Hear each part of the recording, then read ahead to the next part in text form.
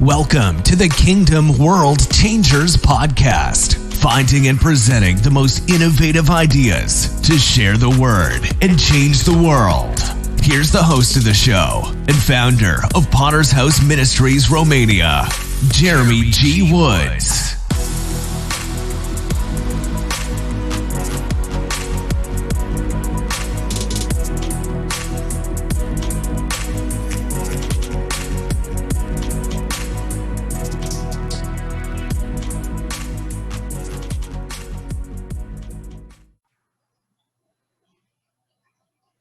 Hi, and welcome to the Kingdom Worldchangers podcast. I'm Jeremy Woods, and I'm here today with Joseph and Caroline. Joseph began his outreach ministry in Christian television while ministering in jails and treatment centers in 2000, and later founded the nonprofit Development for Change, housing program for men in 2013, and later started the BWGR Gospel Radio. Welcome to the show, and this is our first episode. Thank you for being our first guest. Yes, thank you. Thank you. Yeah. Good to be here. And what's your Christian testimony? My personal testimony for myself is, I grew up I'm from Indiana, and I grew up in a small church community area. We were a large family. And later on in life, I kind of walked away from the Christian faith. Got involved as a young guy out on the streets doing things, like a lot of us make mistakes and do. One night I was confronted with a street gang. Nearly beaten to death, losing my life. I had a spiritual experience. I never knew why God intervened in that situation, and I had an encounter with God. He, gave me another chance to live again, and but not immediately. I didn't come right back to Christ, and some life lessons there, and I later came to Christ out of desperate need for life change, which is something since that point that I had never felt that void again after having that real encounter with God. And ever since that point, I came back to Christ, and my life began to turn around, through the process of time and being faithful and diligent as a young man, about 28 years old at that point. And since then, I had learned to get filled with the Spirit of Christ and preaching the gospel in Minneapolis, learning through mentors and things like that, and just kept pursuing and going after it, seeing the preachers preaching in prisons, and then I copied what they were doing. I went into treatment centers, and that's how the ball started rolling for me. And later on, I met my wife working in a hospital. I was still doing my ministry part-time, and working in a local hospital here in the Twin Cities. And this is Caroline. That's how we met. She was my boss at the time, and later we started a nonprofit before we got married.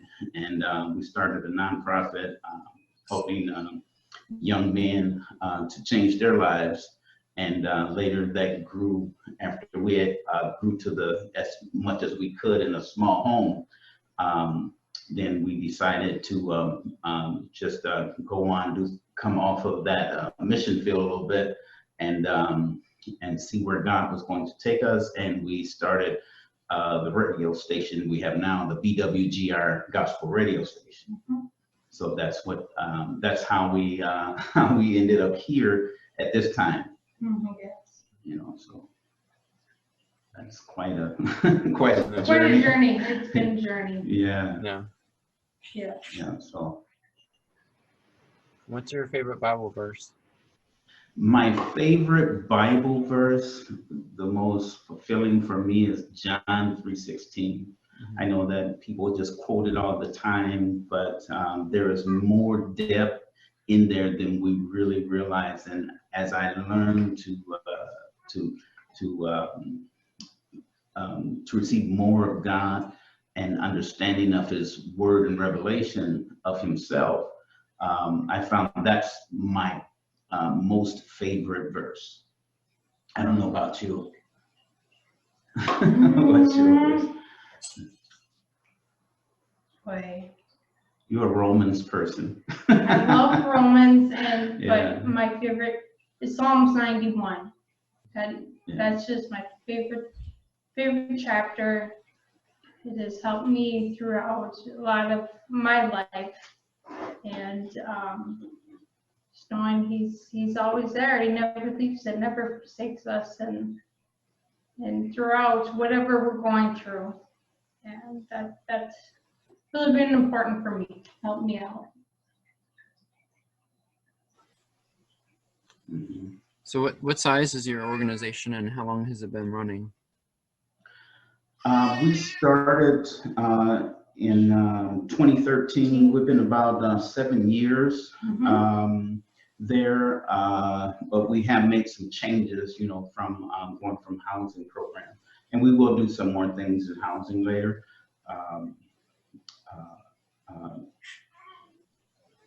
But it's myself and a few other partners that we have. We have various programs that come on the radio station, and looking to always build that up, build that more, and keep our door open to people that want to be involved in Christian radio or ministry, do coaching, for media coaching, things like that. For people that want to learn that, we have some things on the website where people can find that out. Some of the things that we offer there, but we're small. We're a smaller organization, and that's pretty much where we are. What issues have you seen that need to be met that you have met through your nonprofit? Well, some of the problems that I have encountered, experienced, is more of a lack of diversity, and there is some disparity that comes with that when you look at some of the things that we've done in recovery, things like that. That's where lower education. Some people just come from broken homes or dysfunctional settings, and so I guess that's one of the reasons why I felt strong. I felt strong about doing something in media, like a radio station. Early on, while I was doing that outreach ministry in my younger ministry life, I was also involved in television. That's one of the ways that we were able to get our word out and people learn more about us, was through media, local television ministries. And so I've always had that background, and I'm just grateful that God was able to use it, and I'm just really satisfied with the journey that we've been on. And why did you start your nonprofit? The nonprofit, there were several reasons for that. One is a legal position of being able to receive funding, things like that. Being able to do certain things and having a voice in your city or in your community or anywhere in the country that you feel the need. So that was really one of the main reasons we did that. What problems have you come across getting the nonprofit started or while running it? And how have you overcome those problems? You got something on that? Yeah. Well, some of the problems, some of the issues that I know that I have personally experienced being leading the program. At some point, we did have board members and things like that, but that was precisely for social services and things of that nature. But there's always been a racial divide in certain areas, especially in business area when you're dealing with a lot of those things. And then as a minister coming across those racial divides, because that's your call. You're not called to a certain group of people, you're just called to God's people everywhere. And those are some of the concerns and some of the things that we have been addressing since our beginning. And we always will, trying to bring people together. Our station has a diversity mix of gospel artists. Our ministers are from everywhere in the world, and we try to reach out in that impactful way. That's what I feel too. Seeing just the cultural divide, and we do have racism. Yes, we do, and that's been difficult at times. But as long as you're trying to help people heal in that process, because it takes a healing. I said to preach to the brokenhearted. There are many areas of that. Apostle Peter also had a revelation. God gave him a revelation to go and preach outside of the Jewish nation of people. And he said, I perceive that God is not a respecter of persons. Yeah. And so that should be an eye-opening, an eye-awakening for us. And we'll learn that after that moment that Peter had out of obedience, his ministry completely changed to a greater impact. Yes.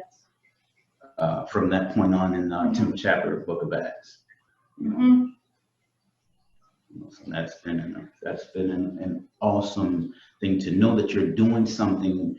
I didn't always know that, but once I learned that through the scriptures, that was a huge dynamic change in my life as well. When I began to know that I was doing the right thing by the word of God, just being led that way without even knowing it first. And then God said, open your eyes. This is what you've been doing.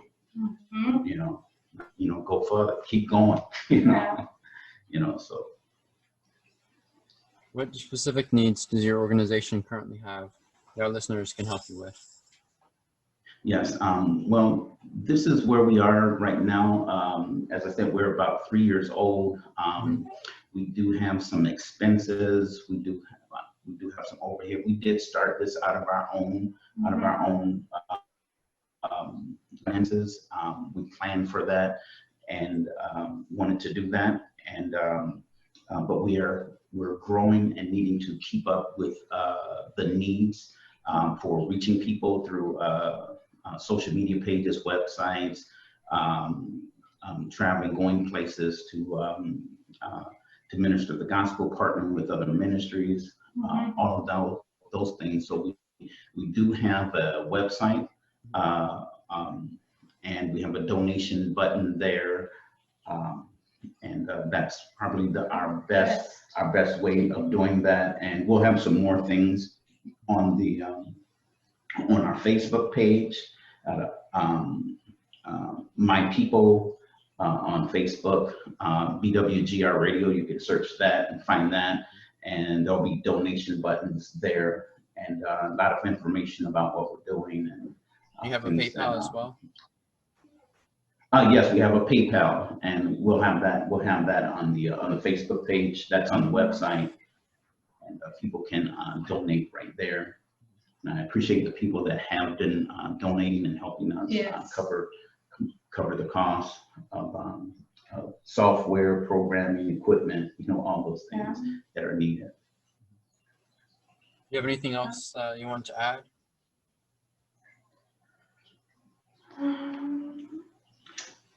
I would say on my part, I would say that Jesus said we laborers are few, and I'll just leave it at that. That we do have a need for more programmers, announcers to be involved in in Christian radio, if you're Christian television or podcasting, all those things. We want to be able to have opportunities for other people to come in and help to spread the gospel message. We need many people. Every station will need many people to accomplish what needs to be done. And our doors are open for people that want to partner or work with us in some capacity, and maybe help their ministry in the same strength. And that's where we are. We're here to preach the gospel, and share the hope, every day. Thank you so much for coming on the podcast. Yes, we thank you very much so for the opportunity. Yeah, for the opportunity to be able to come into your show and share what we're doing and what we have for the kingdom of God.